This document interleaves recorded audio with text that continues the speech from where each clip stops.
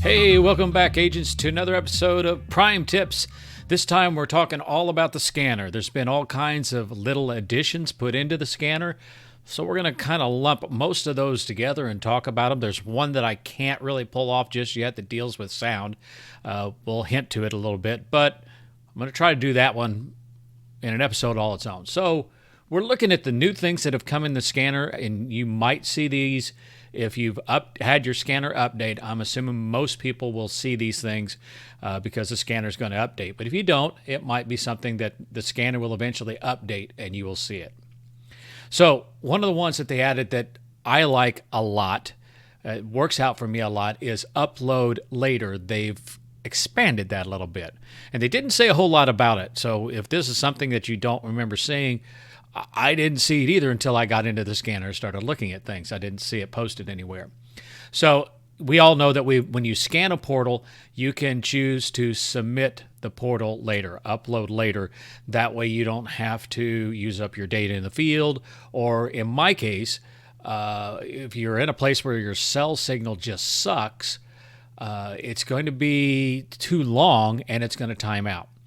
I also have that issue that whenever I want to submit a portal.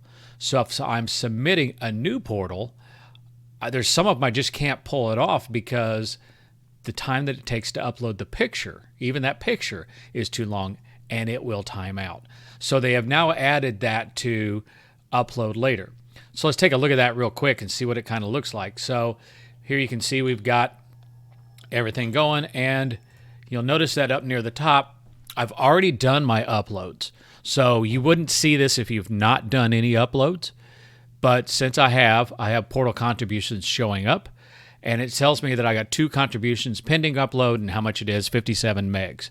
Now, the idea is come home or a place where you have good Wi-Fi, connect to the Wi-Fi, do those uploads. It'll take a lot less time. And if you're on a data plan, it's not going to eat up your data. And especially in my case, if you're in a remote area and you can't get it to go through without timing out, this allows you to do that. Now, you can hit the manage button there instead of hitting upload all, and it will show you, hey, here are the things that are waiting to be uploaded.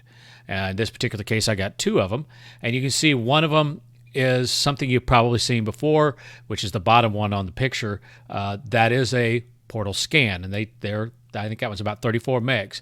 And again, depending upon the speed of your data in the field, that could be too long, so that's why they put it in there. The one I like is the one that they've added, and it's to the top, and that's a portal nomination, and there's one of those. So now we've got 2 different categories, and that allows you to say, hey, I want to upload that later, and you can then get into the area where you have Wi-Fi and do it. So you hit the button, and it will upload it, and away it goes. So it's not as quick, but you get the job done.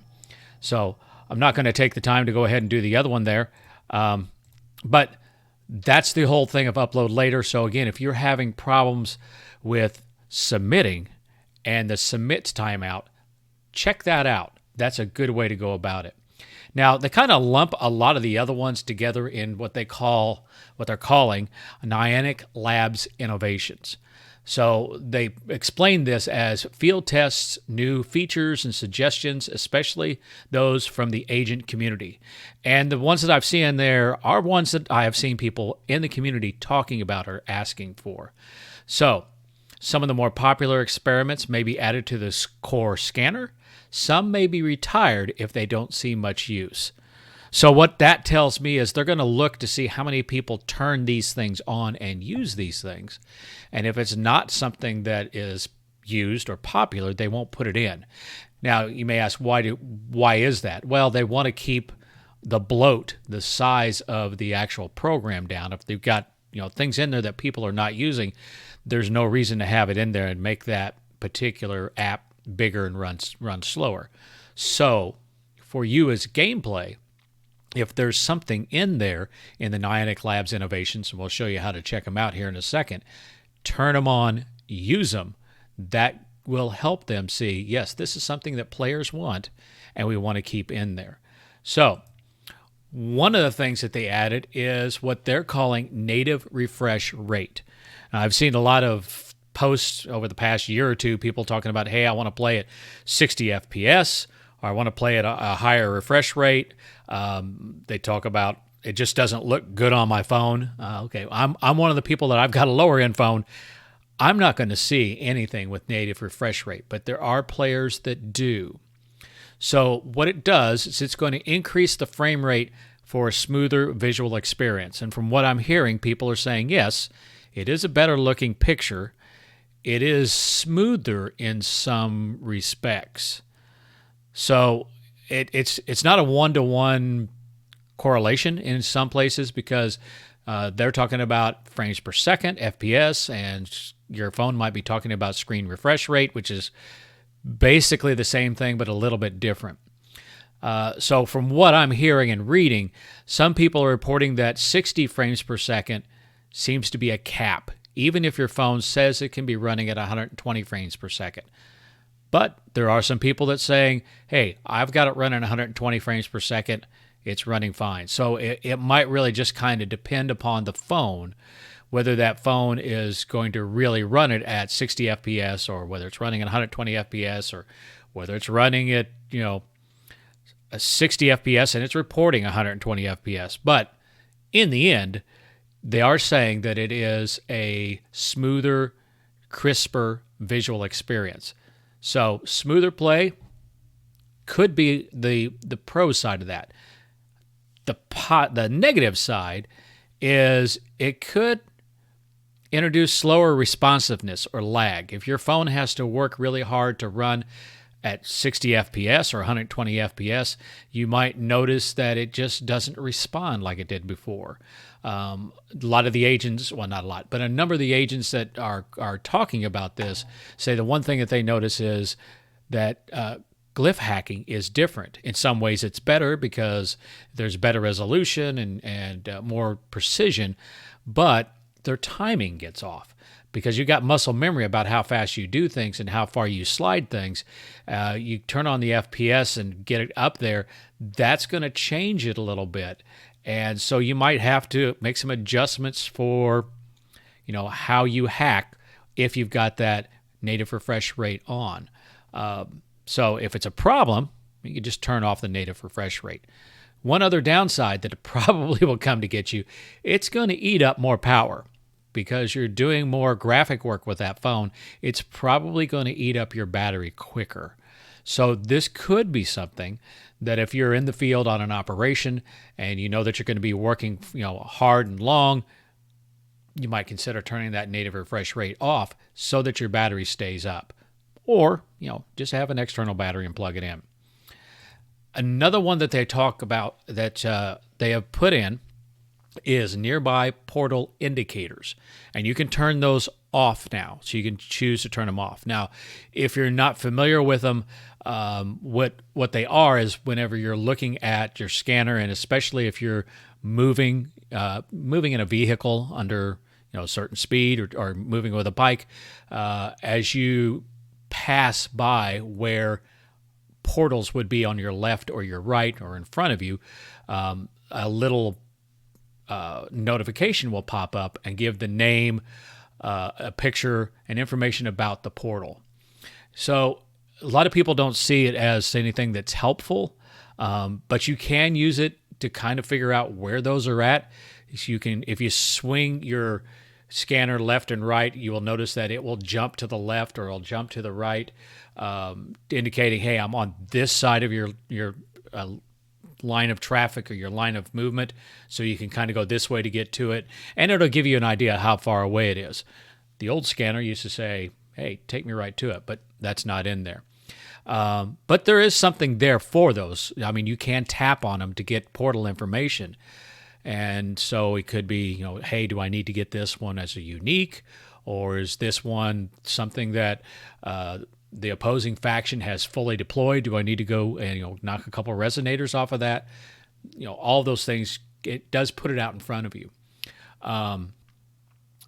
But It is something that if you're in a portal enriched environment, a place where there's a lot of portals, it's going to put clutter on the screen. So you're going to lose the bottom right corner, the bottom left corner, and they're going to stack up on you. So I can see why some agents, especially in those areas that have a lot of portals and they move through, that's something they'd like to turn off so they can see the rest of it.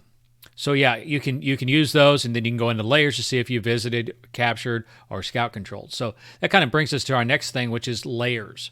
They've introduced in the scanner layer inversion.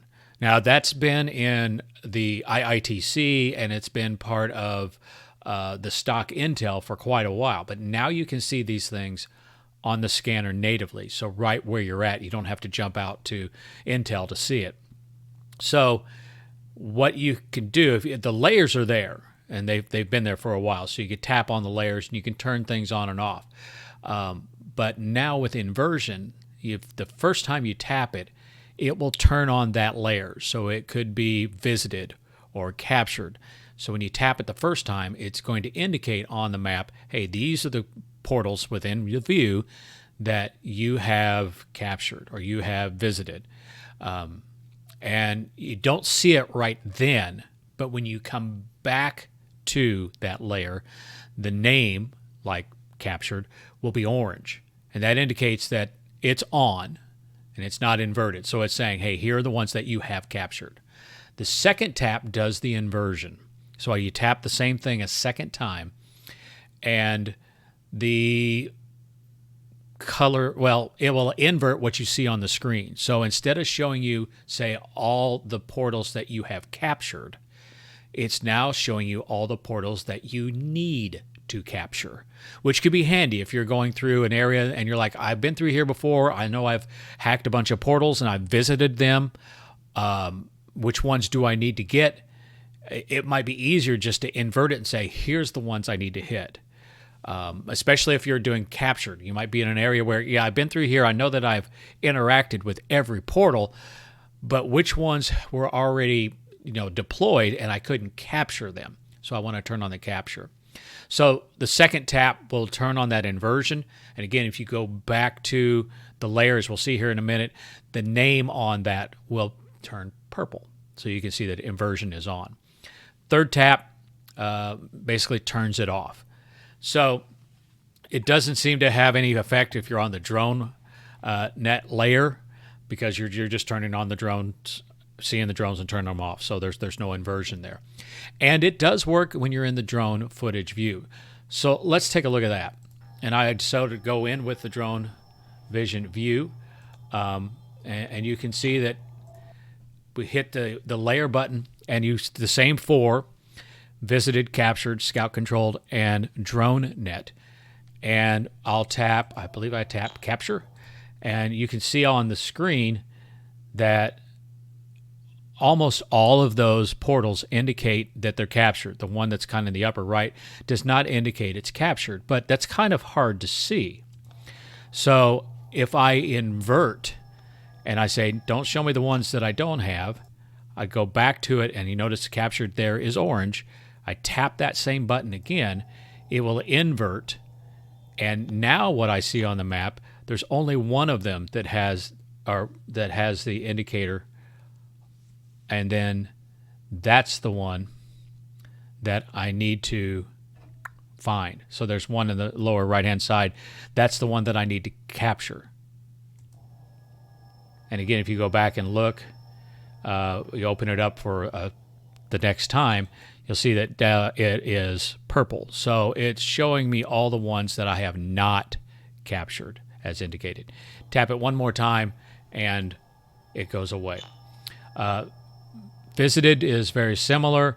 You can turn that on and you can see there's all the ones that I've visited. Maybe there's one I haven't visited. So again, I tap it and it's orange there. Tap it again, purple. Now that one turns purple, and that's the one that I need to get. It's kind of hard to see in the view that I have here because you have portals that have shields on, but it will show you what's there. And, of course, you could turn that off, and then you can look at scout controlled, and turn that on and off. Same thing. It'll tell you, hey, here's the ones that are scout controlled, which is not really helpful.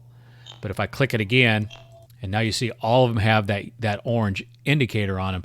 So that means all the ones in that particular park are not scout controlled. So if I'm working on my scout control, I could go in there and I could hit all of those, which I could do it if they are scout controlled as well. But that lets us know that they're not scout controlled. And if you've never seen it, if you go into the layers and you turn on the drone net, and this particular place is a small L8 farm, there are a lot of drones there. So if you get in close, you can see a lot of the different drones where they're at. And interestingly enough, if you're wondering how they decide where to put those, let's see if I can capture it right here. It actually, what it does is it places that drone on the line midway between the middle of the portal and the resonator. So it doesn't put it out where the resonator at, it kind of puts it in the middle. But you can then see how many drones are hanging out in here, how many of them are drones for, my faction, how many are for the opposing faction. So if you're one of the people that are, quote unquote drone hunting, or you want to return drones, you can look in that area and say, okay, there's 5 of them on there, and only one of them's for my faction. I'm going to kill that one and return them all and apologize to the one guy from my side. So that's the inversion thing. Again, it is something that is handy if you're looking for the ones that you're missing, and it's helpful. Now, that layer inversion has been around for quite a while on Intel. And actually, this is one of the places, and I've covered this before, but it's one of the places where the stock Intel actually does a better job than IITC. So if you get in close enough, you'll have the layers area, as you can see over here on the right-hand side, pop up. And this is the same area that we were looking at with the drone view. And up where you have layers, you have visited, captured, scout controlled. So I will click on, let's go with visited, and you'll notice that all the ones in that park have the purple, and the one out here on the by Church Street, the one out on my right, not indicated. So if I'm looking at which ones do I need to hit, I flip, and then I've got 2 of them there, and those are the 2 that I need to go to. Captured, if I look at captured, and you notice that I have the button that says inverted, let's take the invert off. So in this particular case, since it's not inverted and captured's on, this is the only one in this park, in this area, that I have captured. And the reason for that is every time I go to this area, those portals are lit up. That particular one just happened to be dead at the time. If I, flip it, if I invert it, hey, those are all the ones that I would need to capture, which I can't capture because they're already captured. And then you have your scout controlled again. So there's all the ones that are not scout controlled. And when I turn that off, nothing. So there's none of them there that are scout controlled. And I can go back to none. So you can also look at that through IITC. And IITC does it a little differently. Again, if you may have to put a plug in, I think in this particular place, this particular time, I put in a plug-in called Portal History.